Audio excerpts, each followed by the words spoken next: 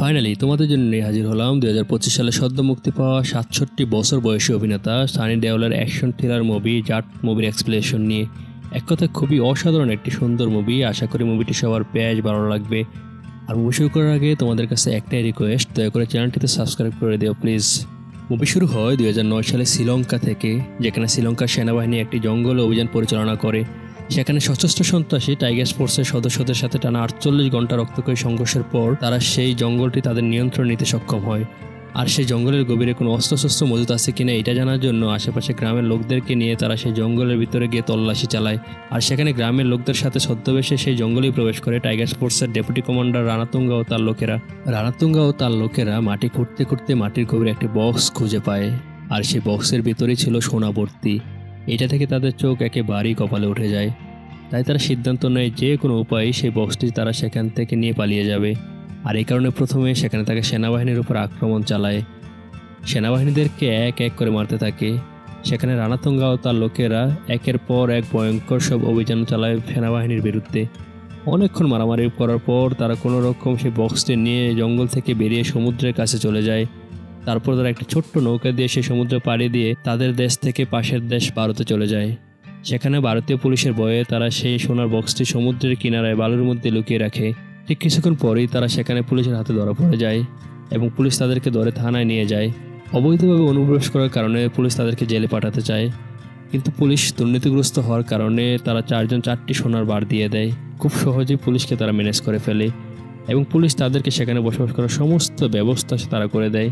কিন্তু পুলিশ এটা জানতো না যে সেই বিস্ফোরণটাই একটা সময় তারাও তার দেশের জন্য কাল হয়ে দাঁড়াবে। তারপর 15 বছর পরের ঘটনাকে দেখানো হয়, যেখানে একটি ছোট্ট মেয়ে দেশের প্রেসিডেন্টের কাছে একটি চিঠি লিখে। সে তার সেই চিঠিতে তাদের গ্রামের মানুষের দুঃখ দুর্দশার কথা সেখানে লিখে। তাদের গ্রামের মানুষগুলোকে একদল সন্ত্রাসীরা অস্ত্রের মুখে জিম্মি করে তাদের সমস্ত জায়গা জমি জোর করে তাদের নামে লিখে নিয়ে যাচ্ছে। গ্রামের লোকদেরকে জোর করে তাদের জমি থেকে উচ্ছেদ করে তাদেরকে বিতাড়িত করতেছে। আর কেউ যদি এর প্রতিবাদ করে তাহলে তার উপর নেমে আসে নির্যাতনের স্টিম রোলার। তাদেরকে সবার সামনে জীবন্ত পুড়িয়ে মেরে ফেলা, গুলি করে দেহ যাজা করে ফেলা, এবং কি কল্লা কাটা ছিল তাদের কাছে ঢাল ভাতের ব্যাপার মাত্র। তাই তাদের ভয়ে কেউ কোনো কথাও বলতো না। সেখানে প্রশাসন থেকে শুরু করে সবাই ছিল সেই সন্ত্রাসী গোষ্ঠীর গোলাম। তাদের কথা ব্যতীত তারা কোনো কাজও করতো না। তাই সে ছোট্ট মেয়েটি 24 ঘন্টার ভিতরে তাদেরকে সাহায্য করতে বলে, না হলে তাদের সবাইকে তারা মেরে ফেলবে। এই সমস্ত ভয়ঙ্কর জিনিস দেখে প্রেসিডেন্ট সিআইবি অফিসার সাত্যামূর্তির সাথে কথা বলে এবং সেই জায়গায় এখনই অভিযান পরিচালনা করার নির্দেশ দেয়। সিআইবি অফিসারও অভিযান পরিচালনা করার জন্য সেই গ্রামের উদ্দেশ্যে রওনা হয়। অন্যদিকে সেই গ্রামের একজন চাষি, যে কিনা মাঠে লাঙ্গল দিয়ে হাল চাষ করতেছিল, এবং একটা সময় পরে তার লাঙ্গলের খোঁচায় মাটির সাথে একটি হাতও উপরে উঠে আসে। কাটা হাত দেখে সে ভয়ে চিৎকার দিয়ে ওঠে, আর তার চিৎকার শুনে আশেপাশে সবাই একত্রে জড়ো হতে থাকে। তারপর তারা মাটির নিচ থেকে এক এক করে 10টি মৃতদেহ তুলতে থাকে। আর এই সমস্ত মৃতদেহগুলো কাদের ছিল সেটাই দেখবো আর কিছুক্ষণ পরে। যাই হোক, তারপর তারা মৃতদেহগুলো নিয়ে গ্রামের উদ্দেশ্যে রওনা হয়। আর গ্রামের মানুষগুলো তাদের আত্মীয় স্বজন সবাই কান্নায় ভেঙে পড়ে। অন্যদিকে ঠিক কিছুক্ষণ পরে সেই গ্রামে একজন পুলিশ অফিসার আছে, যে কিনা নতুন জয়েন করেছে। তাদের প্রিয়জন হারানো কান্নায় তার মন ভেঙে যায় এবং তাদের সাথে এই সমস্ত কাজ কে করেছে সে এটা জানতে চায়। আর এই সমস্ত ঘটনার পেছনে দায়ী কে, সবার কাছে এই প্রশ্ন সে জিজ্ঞাসা করে, কিন্তু কে কোনো কথা না বলে একেবারেই চুপ করে থাকে। কারণ তারা জানতো গ্রামের সমস্ত প্রশাসন ছিল তাদের কেনা গোলাম। তাই কেউ কোনো কথা না বলে চুপ করে দাঁড়িয়ে থাকে। হঠাৎ করে একটি ছোট্ট ছেলে, যে কিনা সেই রানাতুঙ্গার নাম বলে দেয়। আর তার নাম শোনার পর সেই পুলিশ অফিসার তাকে গ্রেফতার করার জন্য তার ফোর্স নিয়ে সেই রানাতুঙ্গার বাড়ির উদ্দেশ্যে রওনা হয়। কিন্তু কিছু দূর যাওয়ার পরেই হঠাৎ করেই সেখানে থাকা পুলিশ রানাতুঙ্গার ভয়ে গাড়ি থামিয়ে সেখান থেকে পালিয়ে যায়।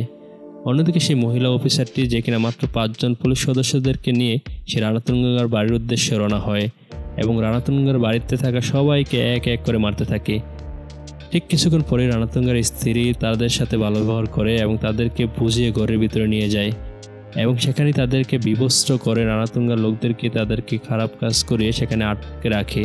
তারপরে আমরা এই গল্পের মেন চরিত্র প্রতাপ সিংকে দেখতে পাই, যে কিনা ট্রেনে করে এক প্রদেশ থেকে অন্য প্রদেশে যাচ্ছিল।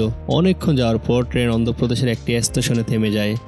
তারপর সে ট্রেনের মাস্টারের সাথে কথা বলে জানতে পারে যে ট্রেনটি ছাড়তে 4 থেকে 5 ঘন্টা সময় লাগবে। অন্যদিকে তারও প্রচণ্ড খিদা লেগেছে, আর এই কারণে সে পাশের একটি দোকানে কিছু খেতে যায়, কিন্তু সেখানেই ঘটে তার সাথে একের পর এক ভয়ঙ্কর ঘটনা। খাবার খাচ্ছিল, ঠিক সেই সময় রানাতুঙ্গার লোকেরা সেখানে চলে আসে এবং তাদের ধাক্কায় তার খাবার নিচে পড়ে যায়।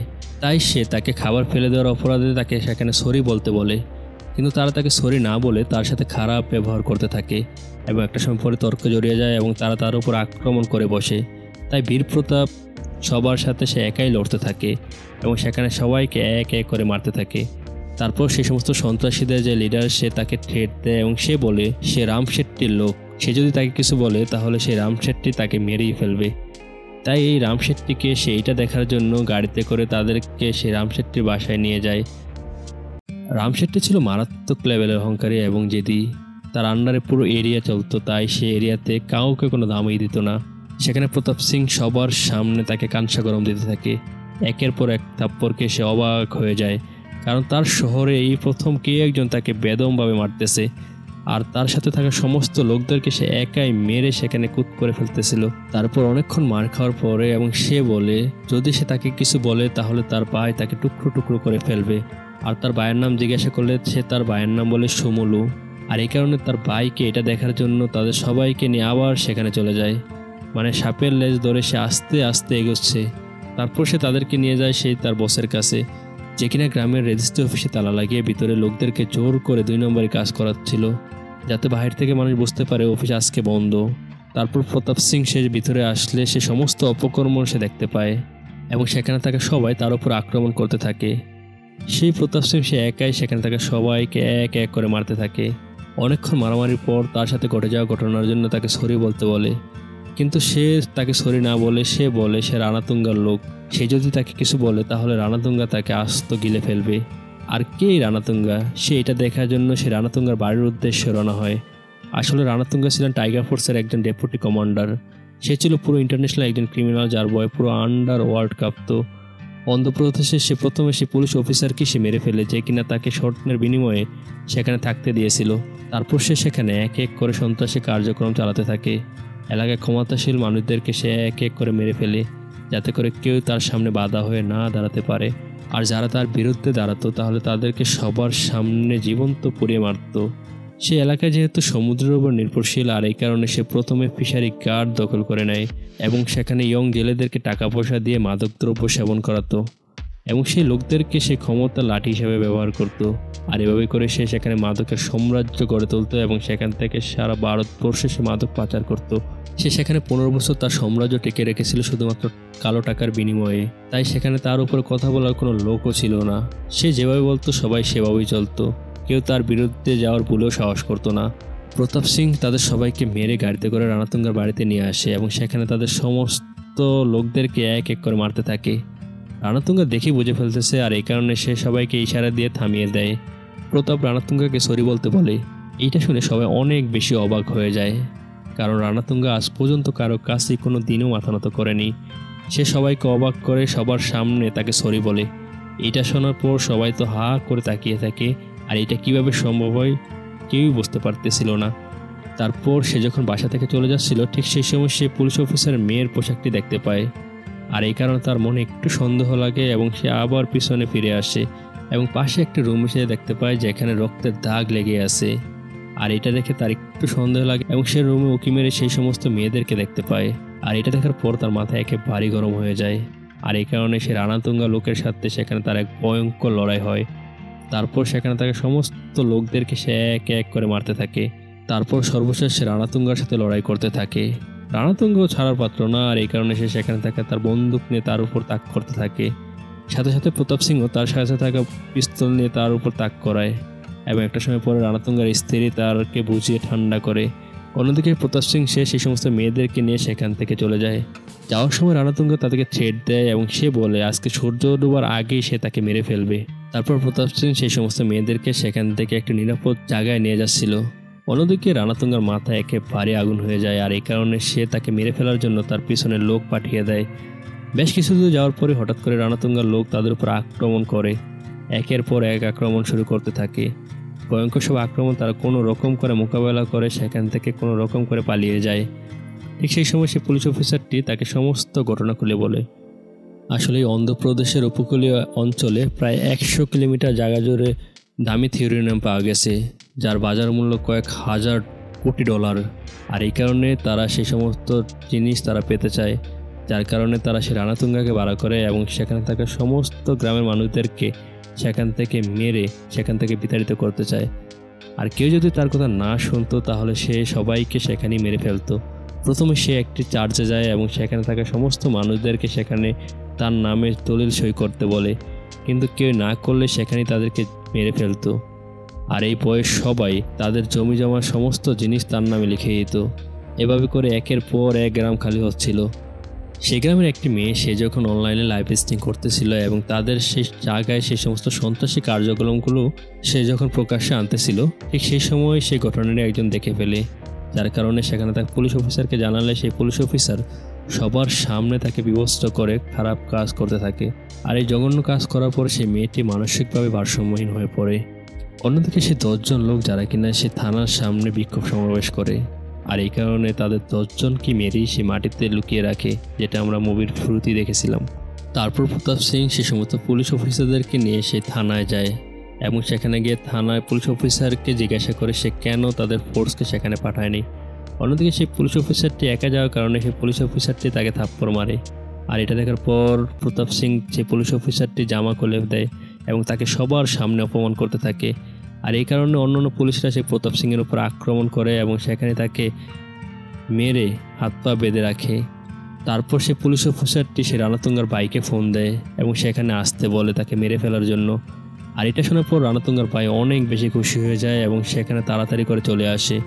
তারপর সে প্রতাপ সিংকে একের পর এক আক্রমণ করতে থাকে এবং একটা সময় পরে একজন পুলিশ তার চেহারা দেখে কিছু একটা মনে হয়, আর এই কারণে সে তাড়াতাড়ি করে তার অফিসে যায়। আর সেখানে গিয়ে সে একটি ফটো দেখতে পায়, যেটা ছিল সেই প্রতাপ সিং যে কিনা বালাকোট যুদ্ধে তার ছিল অসামান্য ভূমিকা। সে ছিল সেই সিপাহী এক বিপ্লব, আর এই কারণে সে তাড়াতাড়ি ওয়াকিটকিতে তাকে মারার জন্য নিষেধ করে। আর ঠিক সেই সময় সে প্রতাপ সিংয়ের জ্ঞান ফিরে আসে, আর সাথে সাথে সে শিকড় ভেঙে সমস্ত মানুষকে এক এক করে মারতে থাকে। আর ঠিক কিছুক্ষণ পরেই তার জ্ঞান ফিরে আসে। তারপর সে সেখানে তাকে সবাইকে এক এক করে মারতে থাকে। তারপর সেই সমস্ত পুলিশ অফিসারকে দিয়ে সেই পুলিশ অফিসারকে ব্যাপকভাবে মারতে থাকে। তারপর সেখানে থাকা সমস্ত পুলিশ আর সমস্ত সন্ত্রাসীদেরকে মেরে সে ঝুলিয়ে রাখে। অন্যদিকে রানাতুঙ্গা যখন জেনে সে থানায় আসে তখন সে দেখতে পায় তার ভাইসহ সবাইকে মেরে ঝুলিয়ে রেখেছে। এটা থেকে সে কান্নায় ভেঙে পড়ে। অন্যদিকে তার ক্লায়েন্ট তাকে ফোন দিয়েছে, যে কিনা তাকে 25,000 কোটি টাকা দিবে বলে অফার করেছে, আর সে আজকে সে টাকা ডেলিভারি দেওয়ার কথা। কিন্তু অল্প কিছু মানুষ তারা আজও পর্যন্ত সে পেপারে সাইন করেনি। আর এই কারণে রানাতুঙ্গা তাদের গ্রামের সমস্ত মানুষকে তুলে সেখানে নিয়ে যায়। অন্যদিকে আমরা সেই সাত্তিয়া মূর্তিকে দেখতে পাই, যে কিনা সেই আর্মি অফিসারকে ফোন দেয় এবং সেখানে তাকে সাহায্য করার জন্য একদল ফোর্স পাঠাতে বলে। কিন্তু সে আর্মি অফিসার বলে কোনো ফোর্স প্রয়োজন নেই, শুধুমাত্র একজন লোক যে কিনা একাই সেই সমস্ত সন্ত্রাসীদের বিরুদ্ধে লড়াই করতে পারবে। এবং তারপর তাকে সাথে সাথে ট্র্যাকিং করে সেই জায়গাতেই পাঠানো হয়। অন্যদিকে আমরা সেই রানাতুঙ্গাকে দেখতে পাই, যে কিনা সমস্ত মানুষদেরকে নিয়ে গাড়িতে করে নিয়ে সেখানে চলে আসে। সাথে সেই ছোট্ট মেয়েটিকেও নিয়ে আসে, যে কিনা সে প্রেসিডেন্টের কাছে চিঠি লিখেছিল। এবং একটা সময় পরে সে যখন তাদেরকে মেরে ফেলতে যাবে, ঠিক সেই সময় সেখানে সেই বীর প্রতাপ সিং চলে আসে। আর সেখানে থাকা সবাইকে এক এক গুলি করে মারতে থাকে। অনেকক্ষণ লড়াই করার পর সে বীর প্রতাপ সিং সেখানে সবাইকে মেরে ফেলে। অন্যদিকে সে রানাতুঙ্গাকে সে ফাঁসিতে ঝুলিয়ে দেয়।